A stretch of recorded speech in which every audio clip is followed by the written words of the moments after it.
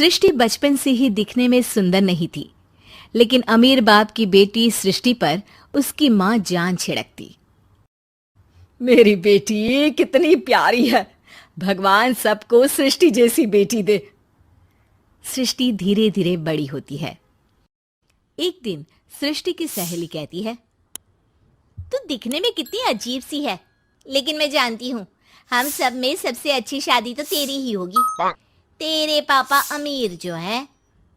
और बता नहीं सकते यार, दहेज तो हर कोई देता है, ये क्या ज्यादा ले जाएगी अपने पति के लिए? अरे बड़े शहर में कोठी है इसके पापा की। अरे पापा की है ना, कौन सी इसकी है? इसकी होती तब तो कोई भी लड़का इससे शादी कर लेता। अरे पापा की मतलब पापा की है तो मेरी ही है ना? किसने कहा?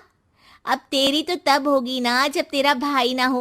वैसे भी शादी के बाद सारी प्रॉपर्टी भाई के नाम होती है। सृष्टि समझ जाती है कि उसे किसी भी हालत में माँ बाप की सारी प्रॉपर्टी को अपने नाम करना है, लेकिन कैसे? एक दिन सृष्टि का भाई शीनू कहता है, बहन क्या कर रही है? तुझसे एक बात करनी है। अरे हाँ हाँ करना, मैं तो तेरी बहन हूँ। बहन मेरी लाइफ में ना एक लड़की है, बहुत अच्छी है। मैं सोच रहा हूँ माँ और पापा से बात करूँ शादी के लिए। सृष्टि को समझ में आ जाता है कि भाई की शादी होते ही भाभी उसे एक दिन भी घर में बर्दाश्त नहीं करेगी। क्या बात है भाई, बताना कौन है वो?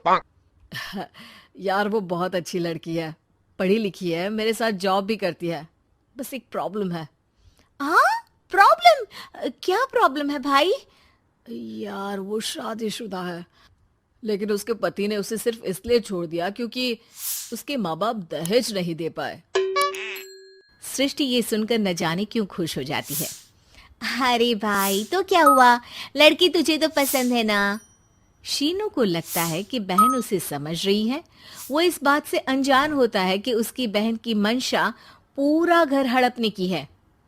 सृष्टि अपनी माँ से कहती है, मम्मी मुझे तो बहुत चिंता है। पता है शीनू क्या कर रहा है? अरे क्या कर रहा है? वो तो काम पर जाता है और वापस घर आता है। नहीं ना माँ, वो यही तो नहीं कर रहा, बाकी सब कर रहा है। आपको पता है उससे प्यार है, और वो भी एक शादीशुदा लड़की से। हैं? ये क्या हो गया? मैं सोसाइटी में क्या मुंह दिखाऊंगी? अरे तेरे पापा तो यही कहेंगे कि मैंने ही उसे बिगाड़ दिया है। माँ देखो, मेरी बात मानो, पापा पर भी विश्वास करने की जरूरत नहीं है। अब आप ही बताओ, पापा इतनी देर घर के बाहर रहते हैं क्यों? बोलो। अरे बेटा वो तो नौकरी करते हैं ना। तू बहुत भोली है माँ। पापा का ऑफिस तो 7 बजे खत्म हो जाता है, लेकिन देखो कितनी देर से आते हैं। अरे नहीं नहीं बेटा, ऐसी कोई बात नहीं है। सृष्टि माँ को एक औरत से बात करते पिता की फोटो दिखाती है। देखो माँ कैसे हैं पापा। मैं ना कहती थी कि पापा सही नहीं है। मैं तेरे पापा से बात करूंगी, दे फोटो मुझे। ओ माँ, वो तो डिलीट हो गई। लेकिन चल, तूने तो देख लिया ना। पापा से बाद में बात कर लेना, और हाँ मेरा नाम बिल्कुल मत लेना। हाँ माँ। अब क्या था, सृष्टि के माँ और पिता के बीच झगड़ा होना शुरू हो जाता है।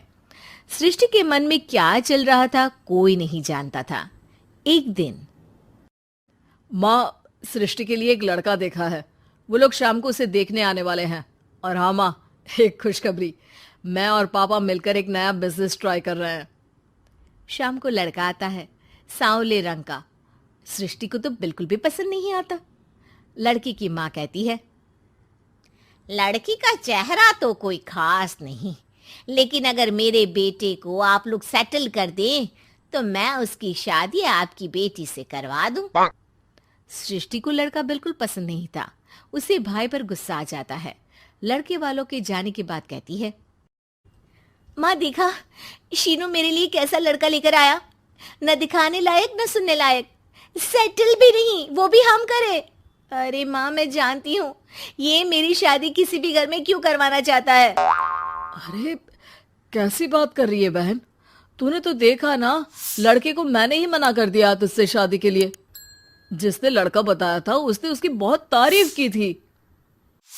बात आई गई हो जाती है, लेकिन सृष्टि का मन शांत नहीं होता।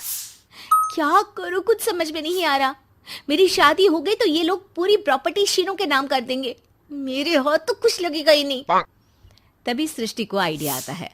वो किसी वकील को फोन करती है। जी देखिए, अगर आपके मम्मी पापा का तलाक हो जाता है तो आपके पिता की आधी प्रॉपर्टी आपकी माँ के नाम हो जाएगी। फिर उसे वो किसी को भी दे सकती है। सृष्टि अब माँ को बेटे के खिलाफ भरती है। माँ, शीनू पर नजर रखा करो। वो जिस लड़की के प्यार में है ना, वो शादीशुदा है। यहाँ आएगी, सारा पैसा, रुपया, जमीन, जायदाद सब हड़प लेगी। पापा का भी हाल तुमसे छुपा नहीं है। ऐसा ना हो कि मैं और आप एक दिन सड़क पर भीख मांगे। हे भगवान, मैं तो जीते जी मर जाऊंगी अगर ऐसा हो गया तो। ऐसा हो गया नहीं माँ, ऐसा ही होगा। अभी समय है, आगे का सोच लो। मैं तो कहती हूँ पापा से आधी प्रॉपर्टी लेकर अलग हो जाओ। पापा की आधी प्रॉपर्टी भी हम लोगों को अगर मिल जाती है ना, तो अगले 7 जन्म सफल समझो। बेचारी माँ बेटी के कहने पर पति से तलाक लेकर अलग हो जाती है। सृष्टि अब पैसों से गाड़ी और अपने दूसरे महंगे शौक पूरे करने लगी। उसके दोस्त भी उसके पैसे इस्तेमाल करते। सृष्टि, कल तुम कहाँ थी? मैं सारा दिन घर पर अकेली थी। तो मैं क्या करूं? मैंने ठेका तो नहीं लिया है ना तुम्हें संभालने का। माँ को सृष्टि से ये उम्मीद नहीं थी। वो बैठकर रोने लगती है। वहीं उसका पति यानी कि सृष्टि के पिता आ जाते हैं। मैं जानता था कि तुम्हारा यही हाल होगा, तो आपने मुझे रोका क्यों नहीं? मैं रोकता तो तुम रुकती क्या? सृष्टि के कहने पर तुमने मुझ पर, अपने बेटे पर शक किया, लेकिन तुम ये भूल गई कि कैसे हम दोनों ने मिलकर जीवन में इतना सब खड़ा किया। माँ पति के गले लग जाती है। मुझे माफ कर दीजिए, मैंने आपकी कमाई का एक बड़ा हिस्सा गवा दिया। कोई बात नहीं, तुम साथ हो तो मैं ऐसी 7 प्रॉपर्टी खड़ी कर दूंगा। तभी वहां सृष्टि आ जाती है रोते हुए। माँ, मयंक ने मुझे छोड़ दिया। वो बोल रहा था जब तक मेरे पास पैसे थे तब तक ही वो मेरे साथ था। पापा, माँ, मुझे माफ कर दीजिए।